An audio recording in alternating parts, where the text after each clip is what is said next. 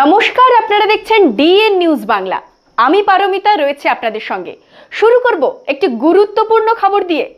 প্রাকৃতিক বিপর্যয়ের মুখে দাঁড়িয়ে যখন গোটা সুন্দরবন আশঙ্কার মেঘে ঢাকা, ঠিক তখনই আশার আলো জাগিয়ে তুলল দক্ষিণ 24 পরগনার পাথর প্রতিমা ব্লক প্রশাসনের এক অভিনব উদ্যোগ। বকচুরা নদীর চরে শতাধিক মহিলাদের নিয়ে শুরু হলো ম্যানগ্রোভ রোপণ কর্মসূচি। কাজে হাত লাগিয়েছে স্থানীয় নন্দকুমারপুর সবুজ সংঘ ও কাজলা জনকল্যাণ সংঘ। প্রবল বর্ষার মধ্যেও নদীতে ভাটার সময়কে কাজে লাগিয়ে শুরু হয়েছে এই গাছ লাগানোর কর্মসূচি। প্রশাসনের পক্ষ থেকে জানানো হয়েছে, ভবিষ্যতে এই ম্যানগ্রোভ অরণ্য রক্ষা করবে ভূমিক্ষয়কে এবং পরিবেশের ভারসাম্য বজায় রাখবে। এ যেন প্রাকৃতিক দুর্যোগের বিরুদ্ধে লড়াইয়ের এক নীরব প্রতিরোধ। গাছই রক্ষা কবচ, এই বার্তাই যেন তুলে ধরেছে এই উদ্যোগ। দেখুন সেই চিত্র। সুন্দরবনের উপকূলবর্তী অঞ্চলগুলিতে প্রাকৃতিক বিপর্যয়ের আশঙ্কা ক্রমেই বৃদ্ধি পাচ্ছে। বিশেষ করে ঘূর্ণিঝড়, জলোচ্ছ্বাস এবং ভূমিক্ষয়ের মতো দুর্যোগগুলি এই অঞ্চলের মানুষের জীবনযাত্রাকে বিপর্যস্ত করে তুলেছে। এই প্রেক্ষাপটে দক্ষিণ 24 পরগনার পাথর প্রতিমা ব্লকের বকচুরা নদীর চরে ম্যানগ্রোভ রোপণের একটি গুরুত্বপূর্ণ উদ্যোগ গ্রহণ করা হয়েছে। পাথর প্রতিমা ব্লকের নন্দকুমারপুর সবুজ সংঘ ও কাজলা জনকল্যাণ সংঘের উদ্যোগে শতাধিক মহিলাকে নিয়ে এই ম্যানগ্রোভ রোপণ কর্মসূচি শুরু হয়েছে।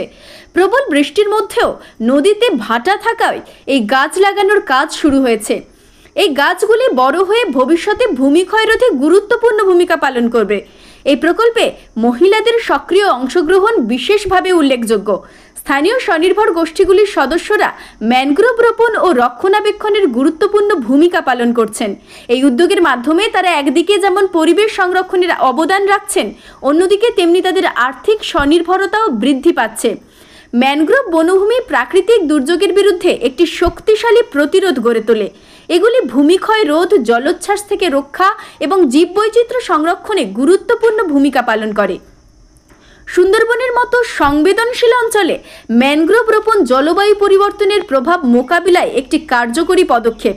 এই প্রকল্পে স্থানীয় প্রশাসন, স্বনির্ভর গোষ্ঠী এবং বেসরকারি সংস্থাগুলির সমন্বয়ে একটি সফল মডেল গড়ে উঠেছে। এই ধরনের সমন্বিত উদ্যোগ ভবিষ্যতে আরও বৃহৎ পরিসরে পরিবেশ সংরক্ষণে সহায়ক হবে।